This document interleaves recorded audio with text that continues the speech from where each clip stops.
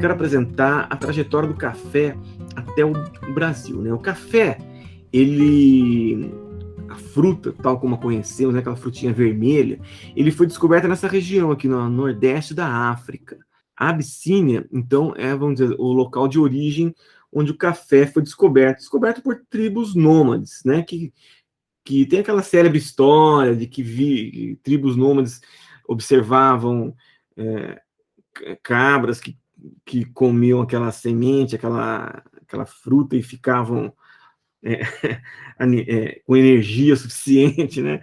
E tem muitos mitos em torno da história do café, mas o fato é que quem inventou a bebida tal como a conhecemos, ou seja, aquela frutinha vermelha, né, tem uma semente, aquela semente então, é seca, né, torrada, moída e depois colocada numa infusão de água quente e coada. Essa é a bebida que conhecemos como o café. Quem inventou o café tal como conhecemos, a bebida café tal como conhecemos, essa invenção é atribuída aos árabes, né? E não é à toa que a principal espécie de café, o nome científico é o Coffea arábica, né? Então, a gente tem que, embora o café tenha sido descoberto aqui nessa região da África, né, na antiga Abissínia, Império Etiópia, né, região da Etiópia, que hoje ele atravessou o Mar Vermelho, né, e entrou na Península Arábica.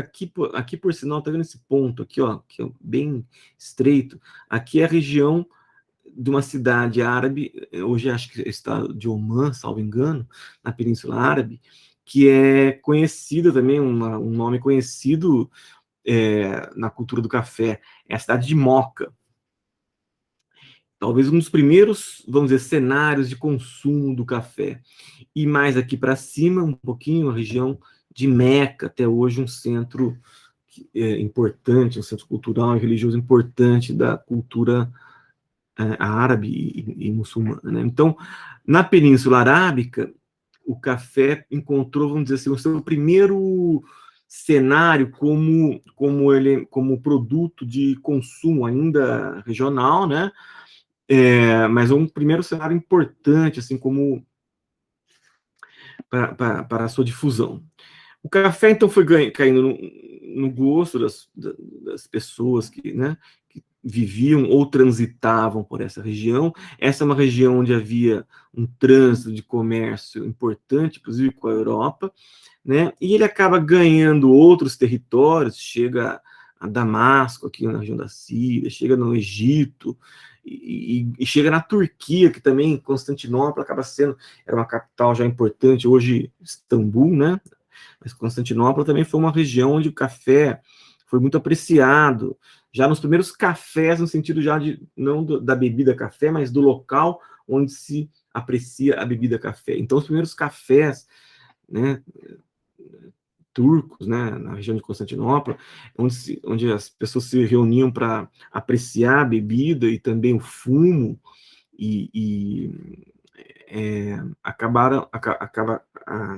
acabou que nessa região de Constantinopla teve cafés, alguns muito requintados, inclusive.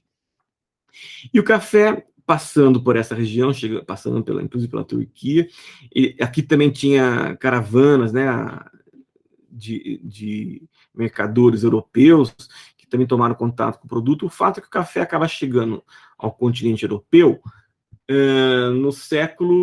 por volta do século XVII. No século XVII, teve várias portas de entrada do café pela Europa. Ele entra pelo porto de Marselha, na França, ele entra pela Itália, pelo sul da Itália, pela região norte da Itália também, que também era Gênova e o Vêneto, que são regiões que tinham bastante comércio e de produtos que, afinal de contas, eram portas importantes de entrada ao continente europeu. Entra por terra também pela Alemanha. Então, tem várias portas de entrada ao longo do século XVII do café na Europa.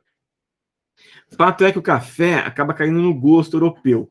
E se ele cai no gosto europeu e na Europa não se planta café por questões de clima e solo, né, questões ambientais, o europeu trata rapidamente de divulgar, de levar o seu café, de levar o café para suas colônias, tanto na Ásia quanto no Caribe e na América Central.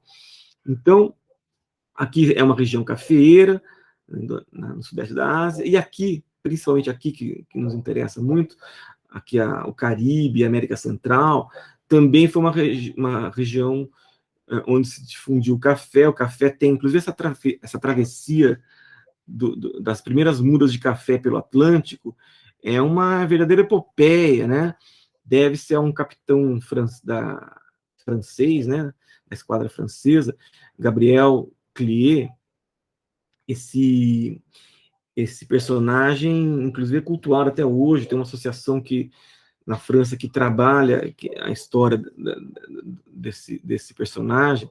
Ele foi o responsável por trazer as primeiras mudas do café do Jardim de Plantas do rei, né, da França, as colônias francesas no Caribe, na ilha de São Domingos e outras possessões francesas.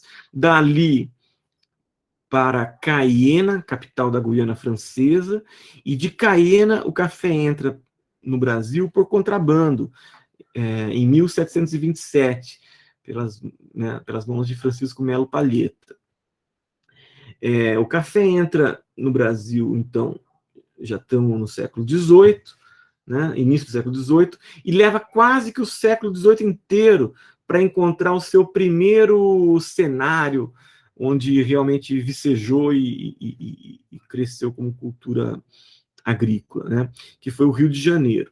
Claro, teve várias tentativas de plantio de café no norte e nordeste ao longo desse período, mas vocês devem entender que, nessa época, o principal produto do Brasil era a cana-de-açúcar, e a região o nordeste brasileiro, onde se produzia o açúcar, e ninguém iria deixar de plantar açúcar para plantar café, até porque, do ponto de vista também de solo e clima, o Nordeste não reúne as melhores condições para o plantio do café. Fato é que, ao longo do século XVIII, teve várias tentativas de plantio, mas onde o café encontrou seu primeiro grande cenário mesmo foi no Rio de Janeiro, e do Rio de Janeiro ele se expandiu para o Sudeste como um todo, né? Para São Paulo, pelo Vale do Paraíba, para o sul de Minas, região também para o Espírito Santo, e assim o café segue sua trajetória. Nesse mapa a gente marcou a região aqui, a Colômbia também, que é um polo importante do café, tem uma outra história, uma outra trajetória, mas em algum momento a nossa história se cruza com o café colombiano. Isso não é assunto para hoje, vou tratar isso num outro momento, mas a pesquisa da genética do café aqui no Brasil, especialmente em Campinas, com o Instituto Agronômico de Campinas, foi muito importante, é muito importante. E, inclusive, para linhagens de café, inclusive linhagens de café utilizadas na América Central e também na Colômbia. Mas isso é um outro assunto, nós não vamos falar disso agora. Voltando à trajetória do café até São Paulo, então, ao longo do século XVIII, ele encontra, né, no Rio de Janeiro, o seu primeiro grande cenário, e também já começa a se expandir, né? Há notícias dos primeiros plantios, né, no estado de São Paulo, já no final do século XVIII, né? Ainda em pequena quantidade, mas há notícias já da expansão do café também em terras paulistas. O fato é o seguinte: fazendo um recorte aqui, o Brasil se torna um grande produtor de café, e aí ele acaba abastecendo os dois principais mercados, né, do século XIX até início do século XX, mercados consumidores de café, que seria, então, a Europa e os Estados Unidos. Os Estados Unidos, até hoje, se transformou rapidamente na nação que mais consome café, uma verdadeira nação de consumidores de café. Os Estados Unidos, até hoje, é o principal consumidor de café do mundo. E uma curiosidade, talvez vocês não saibam, o Brasil tem uma posição de destaque no mercado do café, é o maior produtor de café, e somos o segundo maior consumidor de café, né? o segundo maior mercado consumidor de café do mundo. Então, no Brasil, a nossa relação com o café não é só cultural e histórica, é também de questão de identidade. Nós somos um grande produtor de café, o maior do mundo, e somos um grande consumidor de café. Nós consumimos muito café, é o segundo maior mercado mundial. Bom, dando sequência à trajetória do café, então o café entra novamente por contrabando, vem das Guianas, né, que Cayena até o norte do Pará, entra pela Guiana Francesa, por contrabando, passa o século XVIII inteiro tentativas de plantio do café em várias regiões aqui do norte e nordeste, mas encontra no Rio de Janeiro, já ao final do século XVIII, o seu primeiro grande cenário vamos dizer, para a produção de café. Lembrando que a cidade do Rio de Janeiro, naquela ocasião, era pequena e perto do que é hoje, né? Então, regiões como a Tijuca, que hoje é um bairro do Rio, era zona rural na época, e era longe, quer dizer, se plantava café, entre aspas, na zona rural, né, do Rio, que hoje, se você usasse o mapa de hoje, são bairros do Rio, né? Mas, enfim, daqui ele sobe a serra e entra pelo Vale do Paraíba, na porção fluminense, atravessa a fronteira com São Paulo, ocupa o Vale do Paraíba na porção paulista, ocupa o sul de Minas, e tem uma outra trajetória que vai para o Espírito Santo aqui, que ocupa essa região, mas é uma outra história que nós não vamos entrar nela agora. Eu vou me ocupar com o café, a trajetória do café até São Paulo, e a implantação da cultura do café no território paulista, e como isso ajudou a transformar o território de São Paulo, que era uma colônia do Império, uma colônia de segundo escalão, para dizer a verdade. As principais, né, as principais províncias, perdão, falei colônia, é uma província de segundo escalão no Império Brasileiro. Antes do café chegar, as principais, podemos dizer que tinha lá a Pernambuco, com a cana, e o Nordeste todo, a Bahia, né, que tinha sido capital, Minas Gerais com o ouro, né, da região de Ouro Preto, o Rio de Janeiro, a capital do Império, e São Paulo figurava ali como um segundo escalão. Mas nesse processo, ao final desse processo, já na República, o território paulista emerge, né, como agora o estado mais desenvolvido, mais rico do país. Então, o café, querendo ou não, as pessoas gostando ou não, não pode deixar de lado isso, o café, a cultura do café, permitiu essa transformação do território, de uma província sem muita notoriedade no Império, para um estado, o estado mais desenvolvido, o estado mais rico do país, após o ciclo do café. Essa transformação territorial, então, ela tem início no final do século XVIII, mas ocorre principalmente ao longo do século XIX, né?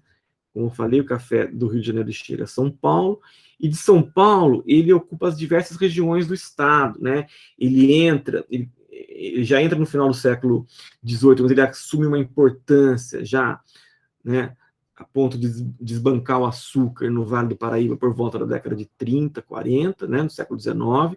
Então ele entra pelo Vale do Paraíba, ocupa a região central, né, e a região de Campinas, onde também se produzia açúcar, e por volta de meados do século se dava, vamos dizer, a transição, né, paulatinamente as plantações de café vão atingindo as de açúcar e acabam ultrapassando, e o café, então, assume a preponderância dessa região aqui, né? Lembrando, aqui nessa região tinha o chamado quadrilátero do açúcar, né? As cidades de Itu, Piracicaba, Mogi-mirim, Jundiaí, formava esse quadrado, é onde se produzia açúcar nessa região, e também se produzia açúcar nas regiões antigas do Vale. O café, então, ocupou essa região aqui, ó, do açúcar. E se expandiu para o oeste, né? Ou na região onde tem as estradas de ferro da Mogiana e da Paulista, também a região da Araraquarense e da Sorocabana, né? E depois há um gap, né? Uma quebra na década de 30, né? Em 1929 tem uma grave crise em nível global, né? Mundial, uma crise econômica importante, com a quebra da Bolsa de Valores de Nova York, e inclusive muitos cafeicultores acabaram quebrando junto. E em 1930, uma crise política em nível nacional, que é a chegada ao poder de Getúlio Vargas. Então, esse período foi bastante tumultuado. Então, a década de 30, ali até meados da década, essa trajetória sofre um gap, e ela é retomada depois, já a partir da segunda metade da década de 30 e entrando para a década de 40, né, período da guerra, tudo, e o pós-guerra, ocupando uma nova, vamos dizer, área do território paulista, e numa nova lógica também que nós vamos ver oportunamente, não será agora. Então, teria esse movimento que aparece a vocês aqui, olha, né, voltando. Entra pelo Vale do Paraíba, ocupa a região central, Oeste Paulista, Oeste Novo Paulista, em duas linhas de evolução.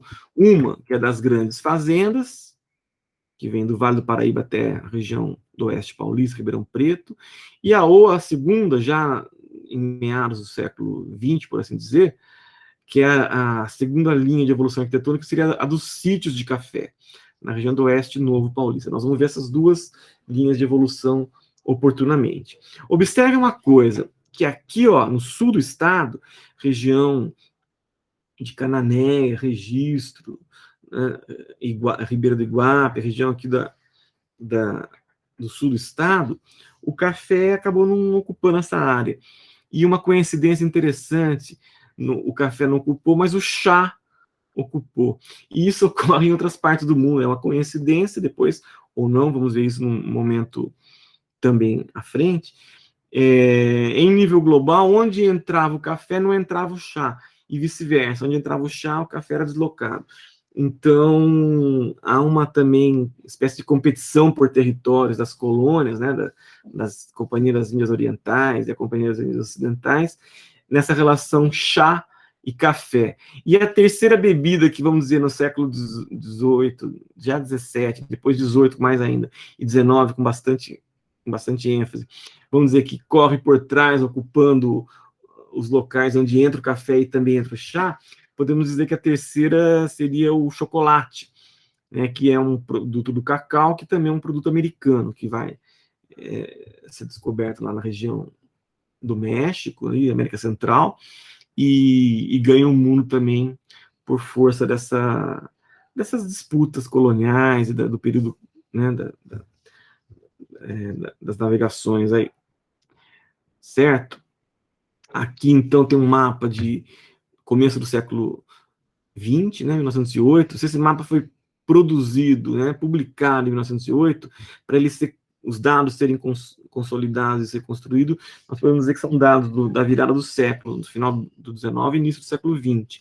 E mostra a mancha de café já saindo do Vale do Paraíba, ocupando a região do Oeste Paulista. A região do chamado Oeste Novo Paulista, ainda desocupada, né, que eram matas, né, ainda a serem abertas, e então a fronteira, né, de ocupação estava no Oeste Paulista. Esse mapa é bem interessante, podemos falar dele qualquer hora também. Isso a gente faz uma leitura a partir dos processos culturais, né, vis-à-vis com os processos produtivos. Então, a coevolução do contexto, do complexo, tendo em vista a integração dos processos culturais e dos processos produtivos, essa coevolução nos remete à chamada arquitetura da produção, ou arquitetura da paisagem, ou, se alguns preferirem, a paisagem cultural. É o processo de conformação do espaço da produção, né, que obedece à coevolução do contexto do complexo produtivo, no caso, o complexo do café.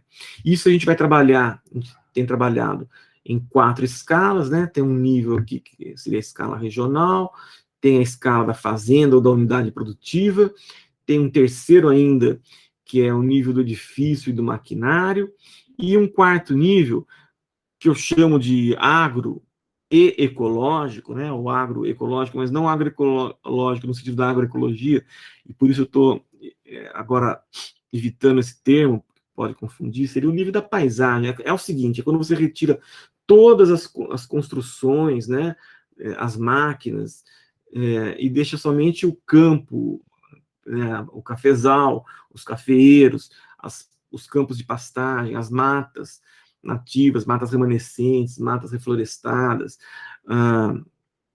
os cursos da água. Então, seria esse nível de abordagem. Embora esse desenho possa confundir, levar a uma ideia hierárquica entre esses 4 níveis, a ideia, e nós discutimos isso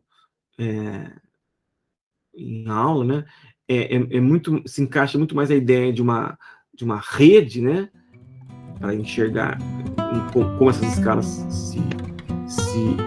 como essas escalas interagem, né, uma ideia de rede, do que provavelmente uma ideia de hierarquia ou de precedência, como esse desenho pode levar a pessoa a entender.